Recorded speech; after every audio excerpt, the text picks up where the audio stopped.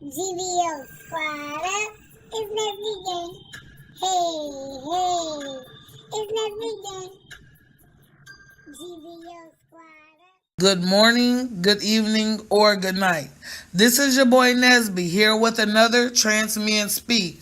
They are taking a chance and sharing their stories. So, GVO Squad, you already know to show them nothing but love and support.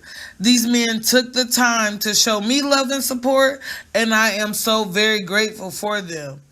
Tonight, you are meeting. Okay, guys, we are here with Dane WIlliams, and again, the reason I found Dane is because I googled alternatives to testosterone, and I came up with the keto diet. So we're going to take the other video down, and we're going to talk directly to Dane. So how are you today? I'm awesome, man. Just got out of the gym, banging out some cardio. Nice. So, as you know, I looked up alternatives to taking tea and stuff like that, and I came across your webpage. Can you tell me a little more about it? Yeah, absolutely. So, obviously, I've always known I was transgender, or that there was something, sort of unique about myself. And I never felt that testosterone was going to be part of my journey. I don't know why that is. Probably because I'm setting out to help people. Probably because that was, sort of in the future, and I didn't even know about it then. I discussed it with my doctor, and, after much deliberation and research, I just decided I wasn't willing to risk any of the potential short or long-term sides that can encompass that. Exactly. So, I was like, all right, well, I spent years, becoming the best version of myself that I can be, in a masculine sense. I'm ex-oil sands, so I worked with thousands of men. And, I sort of just picked up tidbits here and there. What this guy's wearing, I like how this guy carries himself, things of that nature. Right. To actually bring into my own being and to understand how men actually carry themselves. Mm-hmm. That's a big part of it, especially in the trans community. So then I decided that, obviously I was going to have top surgery, and that just furthered me understanding that testosterone wouldn't be a part. I loved my body the way it was. As soon as I had top surgery, I was like, damn, I can work with this. I can totally make this work. Yeah. So I was 50 pounds overweight, and I was like, okay, and I'd been keto on and off, and then I started studying keto a lot. It became like a special interest for me. And so then I thought, well, like, if this is helping me so much, it's going to help other people.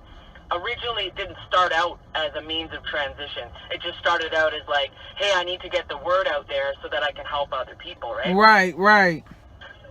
So then once I actually determined that it could be a part of transition, even if it's like a pre-T situation, it's still a means of transition, because I feel like a lot in the trans community are medicating with sugar, just like I did.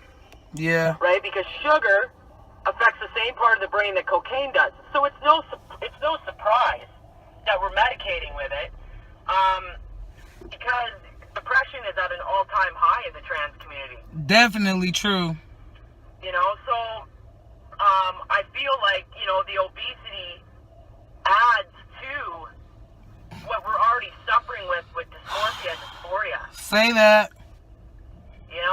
So that's where I was like, all right, well, I also know that a lot of individuals that are getting on T are already obese, and then all of a sudden they end up with all this abdominal fat, and they don't know how to get rid of it, because we're not teaching nutrition. Right. We're not teaching how to actually feed ourselves. So I took on a client and a brother now. I mean, he totally trusted me, literally reached out of the air and put all his faith in me as an internet, friendship. And Chris is down in 12 weeks, 40 pounds. Wow. Yeah. That's amazing. He got off T so that he could work with me, because he had some unfavorable blood work. Okay. And I don't think I could be more proud at this point. Like, his face looks different. He looks different. He feels amazing. And that's because he worked with me. Now, of transition, and that's okay. I'm at the point in my life where I'm living my truth. You know, Exactly. and my truth is that diet and exercise goes a long way. Definitely. Well, I don't know if you know or not, but next Thursday I'm having the gastric bypass surgery. And I was told that after that, like, I would have to stay on a regulated diet and stuff like that. And then 8 months after that, I'll be having top surgery. So I'm thinking that that's going to be okay for me as well. Like, I'm good with that. You know what I mean? The one thing that scares my family and my girlfriend is the testosterone. Because I already have a chemical imbalance, I'm already on Prozac and all this other stuff. They're like, the last thing you need to do is add testosterone to that. So, of course, I was looking for alternatives. And when I came across you, I was like, yes, everybody wins. Like, everybody wins. I get the physique. I get the physique that I want. And you guys get the fact, like, no tea. Bet. You know what I mean? Like, I already have an aid with the gastric bypass. So, maintaining that and getting the muscle... Yeah, that's what I'm working towards. Yes, and I think that's a fantastic idea. I'm actually working with a client right now that's had a gastric bypass. Yes. And he's on keto, right? So don't think that it's not something that you can do in your future either to aid in the process. Right, that's what I want to do. Yeah, and you know what? You can totally do it. She's seeing results, and it's amazing, you know, and you know, everybody that I get a chance to work with, it's amazing to be part of their journeys. Now, when I originally kicked this off, and not so much anymore because people are seeing my results, I got a lot of flack in the trans community. This can't be done. This isn't a means of transition. Well, first of all, not everybody wants to go on testosterone. Thank you. Some people can't medically go on testosterone. Thank you. Because they've had, you know, underlying heart conditions or stroke or family history or whatever, mental illness. They can't take it. And, you know, to say that there isn't another way around it, well, that's bull. Because there is. We are so powerful. We can literally do anything that we want. Now, do I look at my body sometimes and I'm like, damn, I can't wait until I get to this part, you know, where I don't have love handles. But, you know, every week I keep looking in the mirror and I keep seeing more results. I keep seeing that lean out, and I'm like, wow, you know, like, yes, it's a lot of work, but I think routine is a really big part in aiding in depression as well. I like to keep myself on a routine. You have to, and you know, I think that what I'm doing here is going to help a lot of the younger generation as well, because again, they're not teaching proper nutrition in schools. Right. So, especially because everybody is going natural nowadays. They're being more careful with what they're putting in their bodies because they want to live longer and be more active. So I appreciate you having the idea. I'm definitely looking forward to working with you in the future to maintain, you know what I'm saying, my gastric bypass, to maintain my weight loss and my body mass. So that's what I feel like is for anybody who wants to transition without adding the additives. And that's right. Yeah. Yeah. And you know, not only that, but I'm working with clients that are on hormones as well, because they get on the hormones and they gain the weight because of nutrition. So my practice is open to everybody and anybody. My focus is definitely on those who are not interested. And they're just looking to shape their bodies, right?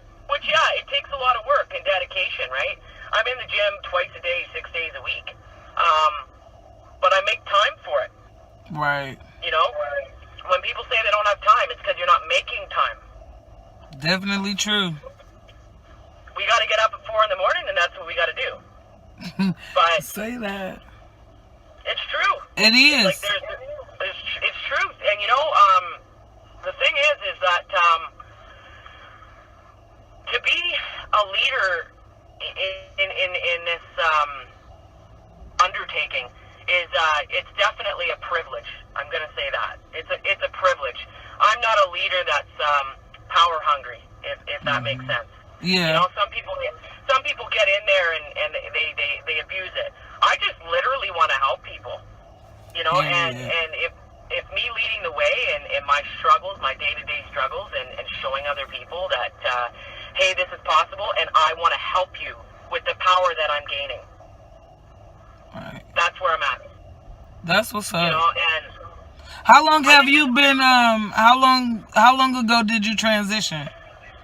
well, transition's been happening, I guess, theoretically for years, but you know, the bulk of my transition didn't take place until August of last year. Awesome. When I had top surgery and my legal name change, right? So, and sex change. I'm just waiting on my birth certificate now because I'm going to need a passport if I want to travel anywhere, right? Right. So, it's, you know what? I've had to, like, literally slingshot into this new life really quickly. You know, but we all know who we are. Yeah. I feel like we knew long before we started. And then, and me and my friend, we were just talking about that because he's been transitioning for 5 years. And we were just thinking back to when we were packing and doing all this stuff before we knew it was a thing. You know what I'm saying? Like, if we knew back then what we were doing, I think we'd have been in a more clear head, you know, now. Yep. Now. Well, it wasn't, you know, and they're still finding out so much about transgender, right? Like, that they don't know, you know, and I mean, the fact that pretty well all of us have been like this since we were kids, I mean, that says a lot. Right. That says a lot. Like, this isn't something that goes away. Maybe it is a brain thing, but who cares? I'm happy living like this. I am too. You know, and I'm comfortable. I hated wearing dresses growing up. I hated having to act like a girl. I hated trying to mess with my hair. Like, I hated all of it. Like, it just was so uncomfortable for me because I didn't know how to carry myself. It's like you're trying to fit into your body. Right. It's like, yeah, and it's a hard thing to do. Like, I look back at all of my old pictures, and I'm like, the last thing I'm doing is smiling. Like, I look so uncomfortable. And I remember going to prom with jeans on, like, under my dress, because, and taking my shoes off under, you know what I'm saying, and hide them.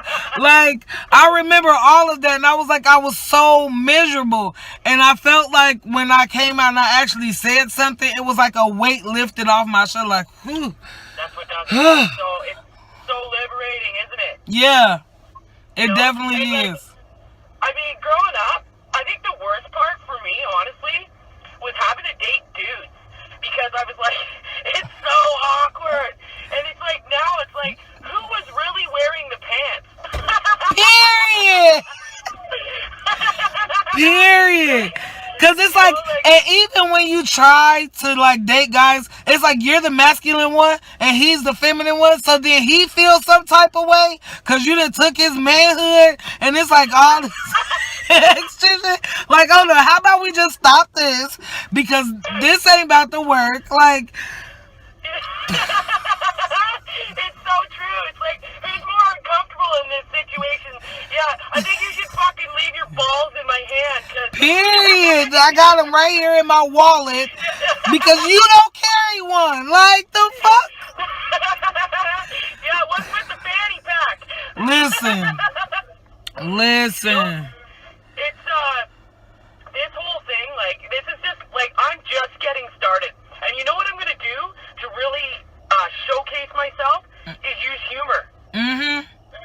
Humor. But I'm going to do things that no other trans man is doing right now. Because I feel like everything's so serious in the trans community that we need to have some humor. Laughter. And I'm going to make that happen. That's I got what's up. some really funny skits in my head, like costumes and everything. Like, it's That's gonna be hilarious, dope. yo. But in doing those things, it's building my own self-confidence. Yeah. Right? Because you got to keep working on you through this transition. You got to make sure that you're loving yourself and taking care of yourself first before you can go out and... Yeah. It don't ever end, right? It never. No. So, keto is a means of transition, and when I say means of transition, I mean feeling better about our bodies. Are you going to grow a beard? No, you're not. Are you going to be able to carry yourself in a more masculine way? Sure you can, and I can teach you how to do that. Yes. You know, that is what this transition's all about. It's just another means to get this done, and I think this is going to come in particularly handy for parents of transgender teens that are not ready to give the green light on testosterone therapy. That are like, we don't know what to do. We're not ready to do this, so maybe we can start here. Right. You know, and then decide what's going to come down the road when you're maybe a little bit older, maybe a little bit better understanding behind what is going on here. And right? some people never take testosterone. Right, and that's okay. There's And nothing that is wrong with that. right. That is okay. You know what I'm doing today?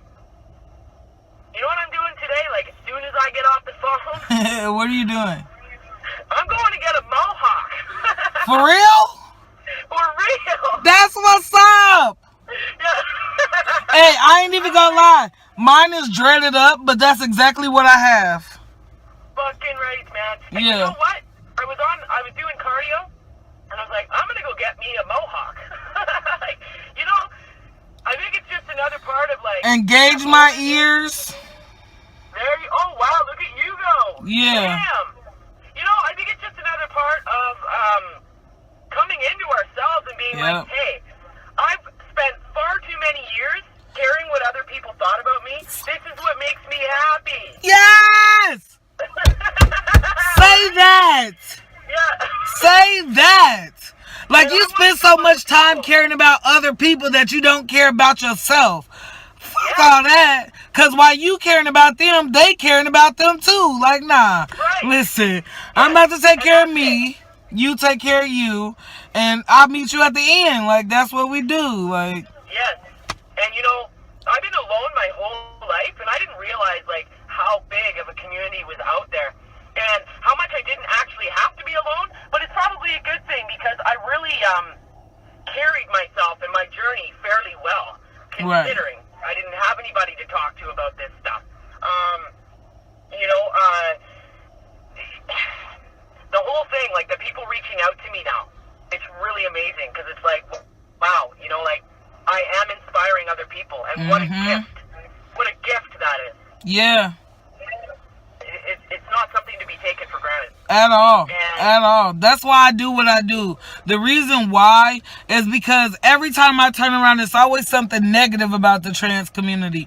It's never nothing positive. So I figure if I could spread the news, what's going on in the trans community, I'll do that. That's what the fuck Wednesdays is for.